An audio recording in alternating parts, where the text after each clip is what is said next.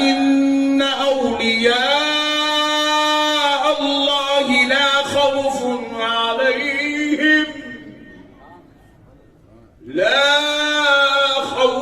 عليهم ولا هم يحزنون صدق الله العظيم.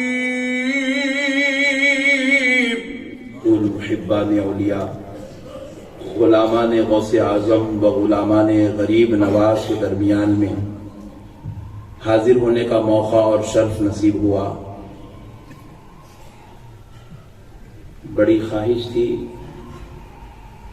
اللہ رب العزت کے اس پاک گھر کی زیارت کرنے کی،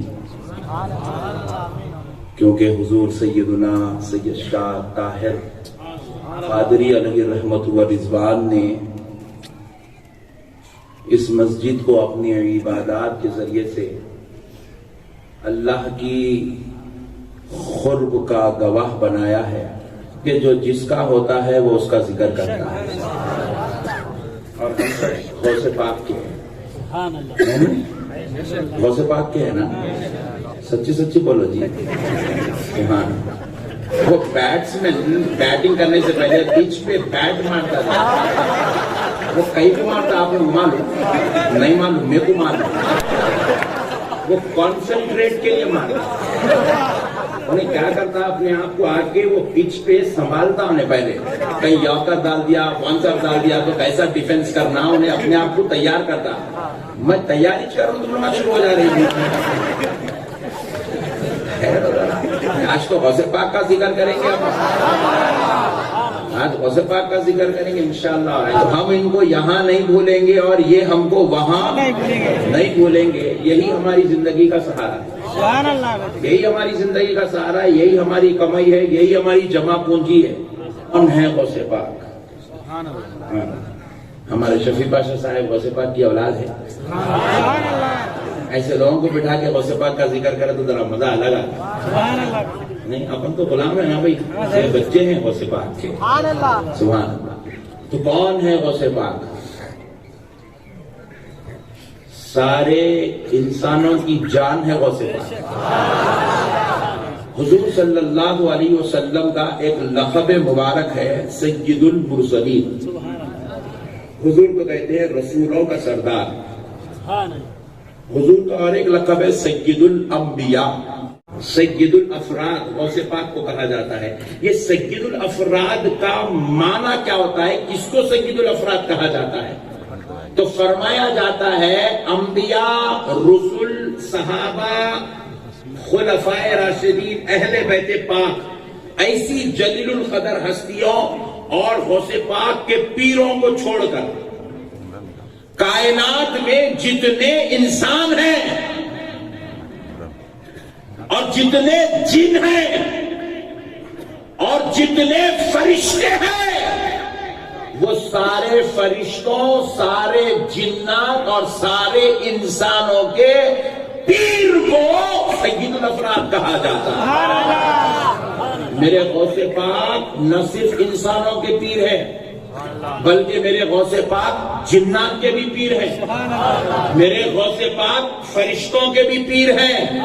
اللہ رب العزت نے میرے آقا کو سارے رسولوں کا سردار اور ساری انسانیت کا نبی بنا کر بھیجا، اور میرے غوث پاک کو سارے انسانوں کا پیر بنا کر بھیجا، سارے جنات کا پیر بنا کر بھیجا، سارے فرشتوں کا پیر بنا کر بھیجا.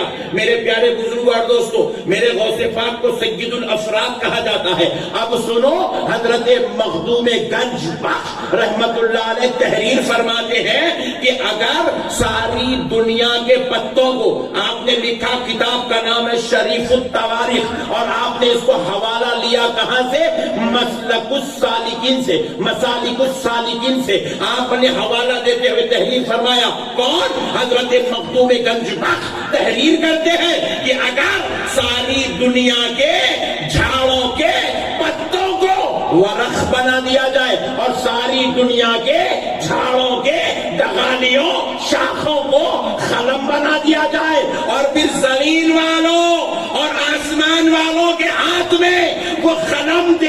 جائے اور ان سے کہا جائے کہ سرکار سیدنا میرا محی الدین شیخ عبد القادر جیلانی کی تعریف لکھنا شروع کرو، ان کے مناقب کو لکھنا شروع کرو، ان کی کرامات کو لکھنا شروع کرو، تو حضرت مخدوم گنج بخش رحمت اللہ علیہ فرماتے ہیں کہ اگر ان آسمان والوں زمین والوں کو لکھنے پر معمور کر دے، سب مل کر لکھنا شروع کر دے، قلم سوکھ جائیں گے، پتے ختم ہو جائیں گے، مگر غوث اعظم کی منقبت مکمل نہیں ہو پائے، غوث اعظم کی تعریف مکمل نہیں ہو پائے گی۔ نعرہ غوث، نعرہ غوث، نعرہ غوث، نعرہ غوث، نعرہ حیدری۔ اللہ نے غوث پاک کو ایسی شان کا مالک بنایا۔ غوث پاک کسی عام درجے کے ولی کا نام نہیں ہے، غوث پاک سردار اولیاء کا نام ہے۔ دیکھو رسول پاک صلی اللہ علیہ وسلم کو اللہ نے نبی بھی بنایا، رسول بھی بنایا، مگر میرے آقا کریم صلی اللہ علیہ وسلم عام رسولوں کی طرح نہیں ہے اور سب نبیوں کی طرح نہیں ہے، نبی تو ہیں مگر خصوصی شان والے نبی ہیں، سارے نبیوں کے سردار ہیں، رسول تو ہیں مگر ہر رسول کی طرح نہیں ہے، سارے رسولوں کا مرتبہ ایک طرف، آمنہ کے لال کا مرتبہ ایک طرف، جس طرح اللہ نے پیارے مصطفیٰ کو نبوت و رسالت میں سب سے اعلیٰ افضل عرفہ مقام و مرتبہ عطا فرمایا، اسی طرح اللہ نے ولایت میں میرے غوث پاک کو عام ولیوں کی طرح نہیں رکھا، ان کی طرح نہیں رکھا، بلکہ میرے غوث پاک کو اللہ نے ولیوں کا سردار بنایا، سب سے اعلیٰ، سب سے عرفہ، سب سے اولیٰ مقام ولایت غوث پاک کو عطا فرمایا۔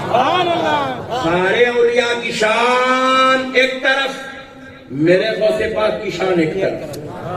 کسی ولی کو 2 کرامت دی گئی، کسی کو 4، کسی کو 6، کسی کو 8، کسی کو 10، مگر غور کرو یا دھونی والوں، جب بات بغداد والے آقا کی آتی ہے، جب بات سردار اولیاء کی آتی ہے، جب بات حضرت امام حسن کے نسل پاک میں پیدا ہونے والے عبد القادر کی آتی ہے، تو اللہ نے حضرت عبد القادر کو 2، 4، 6، 8، 10 کرامتوں کا مالک نہیں بنایا، بلکہ میرے غوث پاک کا اٹھنا کرامت، میرے غوث پاک کا چلنا کرامت، میرے غوث پاک کا بیٹھنا کرامت، میرے غوث پاک کا اپنی ماں کے پیٹ میں ہونا کرامت، دنیا میں آنا کرامت، نماز پڑھنا کرامت، وضو کرنا کرامت، اگر لعاب مبارک تھوک دے تو تھوکنا کرامت۔ اللہ نے غوث اعظم کی ہر ادا کو کرامت بنا دیا، ہر ادا کو کرامت بنا دیا۔ میرے پیارے بزرگ اور دوستو، غوث پاک کسی معمولی ذات کا نام نہیں ہے، اللہ نے غوث اعظم کو رد بلا بنا دیا۔ میرے غوث پاک کے نام میں اللہ نے وہ تاثیر پیدا کر دی، نام لے لو غوث پاک کا، مشکل کے وقت میں تو مشکل ٹل جاتی ہے، بلاؤں میں نام لے لے تو بلائیں رد ہو جاتی ہے، اور جب کوئی مصیبت میں غوث پاک کو آواز دے تو مصیبت ختم ہو جاتی ہے۔ اللہ نے سرکار غوث اعظم کو اس شان کا مالک بنا، اس لیے اولیاء تو بہت ہیں لیکن ہر ولی کے نام کا جھنڈا گھر پہ نہیں لگتا، سردار اولیاء کا جھنڈا گھر پہ لگتا، غوث پاک کا جھنڈا گھر پہ لگتا ہے۔ ہم نے تو اپنے باپ داداؤں کو، بزرگوں کو، ماؤں کو، نانی کو، دادی کو ایسے دیکھا، اٹھتے تو کہتے تھے یا غوث، بیٹھتے تو کہتے تھے یا غوث، چلتے پھرتے تو کہتے تھے یا غوث، آتے جاتے تو کہتے تھے المدد یا غوث، حد تو یہ ہے بچہ پیدا ہوا تو نام رکھتے تھے غوث۔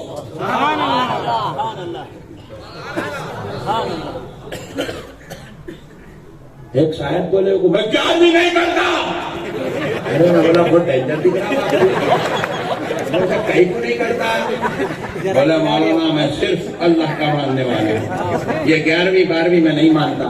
میں بولا تو حوالہ ہے، تیرا نام کیا ہے؟ بولے محمد غوث۔ ارے میں بولا دیوانے تیرا نام غوث ہے مگر کئی کو ہے دیکھو نہیں معلوم، دیکھو معلوم کوئی کو ہے، تو پیدا نہیں ہو رہا تھا تو تیرے نانی کیا کرے منت کرے، تو ہوا تو 11ویں کرتی ہے بولے، تو تو ہوئے تو 11ویں کر کے تیرا نام رکھے محمد غوث، تو آیا غوث پاک کے سچے میں، اب تو بڑا ہو کے بول رہا میں 11ویں نہیں کرتا، تو یہ تیرا اپنا مسئلہ جڑا ہے، مگر تو آیا غوث پاک کے سچے میں، ان کی منتوں سے آیا سو ہے، تو ان کی دعاؤں سے پیدا ہوا سو ہے، تو اسی لیے پیارے دوستو مسائل کو سمجھو، یہ پٹھے جو بہت باتیں بہت بڑے بڑے کرتے ہیں، بولے میں سید ہوں، بولے ارے ویری گڈ سید، ایک طرف بول رہا میں سید بھی ہوں، دوسری طرف غوث پاک کی بغاوت بھی کر رہا، تو مطلب آپ کی ڈپلیکیٹ ہے، سیٹنگ میں کچھ آؤٹ ہوئی سو ہے، ان پٹ آؤٹ پٹ کا مسئلہ ٹیڑھا ہے پیارے، ورنہ کوئی بیٹا اپنے باپ کے خلاف، ارے ہم غلام ہو کے نہیں بولتے، تو اولاد ہو کے کیسا بول سکتا؟ مسئلے کو سمجھنے کی ضرورت ہے پٹھو، ہوتا ہے ایسے آج کل مارکیٹ میں، بہرحال ذرا غور کرو کون ہے غوث پاک، ہاں سبحان اللہ، غوث پاک کو بعد والے مانتے یہ کمال نہیں ہے، غوث پاک کو تو ان کے پہلے والے مانتے ہیں، یہ کمال کی بات ہے، پہلے والے، سبحان اللہ، غوث پاک سے پہلے والے، غوث پاک کے مرشد کے مرشد کے مرشد کے مرشد کے مرشد کے مرشد ہے حضرت معروف کرخی،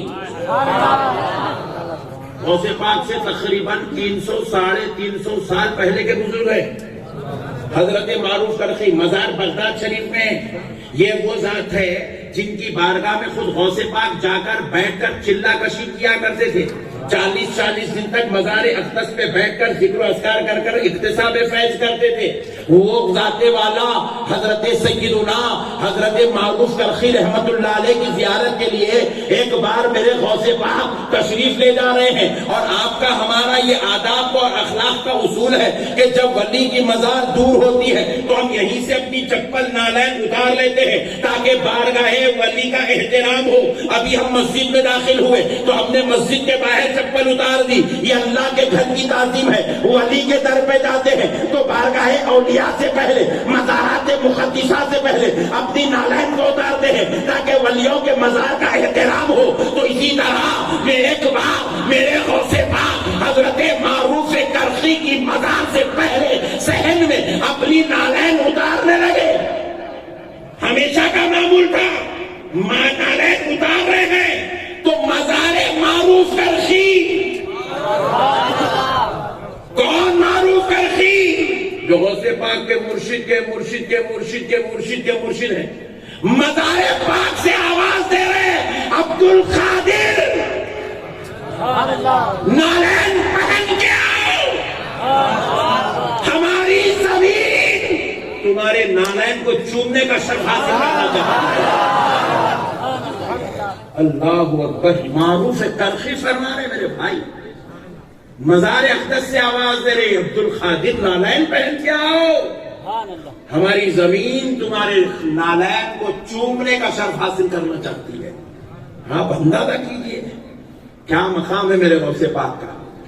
پیارے بزرگان دوستو، غوث پاک مسلکن حنبلی ہیں، فقہی امام، آپ کے امام احمد بن حنبل ہیں، اور ہم لوگ حنفی ہیں، ہم سرکار سیدنا امام اعظم ابو حنیفہ کے مخلد ہیں۔ سرکار غوث پاک امام احمد بن حنبل کے مخلد تھے۔ کون امام احمد بن حنبل؟ 7.5 لاکھ حدیثوں کے حافظ، زور سے 7.5 لاکھ حدیثوں کے حافظ۔ سرکار سیدنا امام بخاری نے جب مدینہ منورہ میں روضہ رسول کے پاس ریاض الجنہ میں بیٹھ کر جب بخاری شریف کو مکمل طور پر تحریر کیا تو آپ بخاری شریف کو مدینہ پاک سے لے آئے، امام احمد بن حنبل کی بارگاہ میں پیش کرے، پیش کر کر کہنے لگے اے میرے امام، اگر آپ اجازت دیں تو میں اس بخاری کو قوم کے بیچ میں پہنچاتا ہوں، اگر آپ کہتے اس کی ضرورت نہیں ہے تو میں گڑھا کھوڑ کر اس بخاری کو دفن کر دیتا ہوں۔ تو ایسے امام جنہوں نے بخاری شریف کی مکمل طور پر تصحیح کی اور امام بخاری کو کہا اسے اللہ کے بندوں میں پہنچا دو، رسول اللہ کی امت میں عام کر دو، ذرا غور کرو۔ وہ امام احمد بن حنبل کے پاس آپ کے مزار اقدس پر سرکار سیدنا غوث الورا شیخ عبد القادر جیلانی تشریف لائے۔ آپ مقلد ہیں امام احمد بن حنبل کے، وہ بھی پردہ فرما چکے۔ آپ زیارت کے لیے اپنے امام کی بارگاہ میں تشریف لائے، مزار اقدس پر کھڑے ہوئے اور کھڑے ہو کر حضرت سیدنا سرکار غوث اعظم امام احمد بن حنبل کو سلام کرنے لگے۔ السلام علیکم یا امامنا، اے ہمارے امام آپ پر سلام ہو۔ اٹھا کر دیکھو، تاریخ گواہ ہے، جیسے ہی سرکار غوث اعظم نے سلام کا نذرانہ پیش کیا، مزار حضرت سیدنا امام احمد بن حنبل شق ہو گئی، پھٹ گئی، مزار شریف شق ہو گئی۔ سرکار امام احمد بن حنبل کی روح مقدس باہر تشریف لائی اور لا کر سرکار سیدنا شیخ عبد القادر جیلانی میرا محی الدین سرکار غوث اعظم کو سلام کا جواب دی اور ان کو اپنی سینے سے لگا لیا۔ لگا کر امام احمد بن حنبل نے فرمایا، اے عبد القادر، شریعت میں بھی تم ہمارے امام ہو، طریقت میں بھی تم ہمارے امام ہو۔ بعد والے اگر غوث پاک کا ترانہ پڑھتے ہیں تو کوئی کمال کی بات نہیں، میرے غوث پاک تو پہلے والے بھی میرے غوث پاک کا ترانہ پڑھتے ہیں۔ اللہ نے غوث اعظم کو ایسی شان کا مالک بنایا، ایسی شان کا مالک بنایا میرے یار۔ غوث پاک کو سمجھیں، غوث پاک سے محبت کریں۔ اعلیٰ حضرت امام احمد رضا خان فاضل بریلوی کہتے ہیں، تجھ سے در سے سگ، سگ کہتے کتے کو، اور سگ سے ہے مجھ کو نسبت۔ میں اس لیے یہ بات سنا رہا ہوں، ہمارے بڑے بڑے بزرگ غوث پاک کے دربار میں اپنے آپ کو کتا بنا کے پیش کرے، خادم بنا کے پیش کرے، حقیر بنا کے پیش کرے غوث پاک کی بارگاہ میں،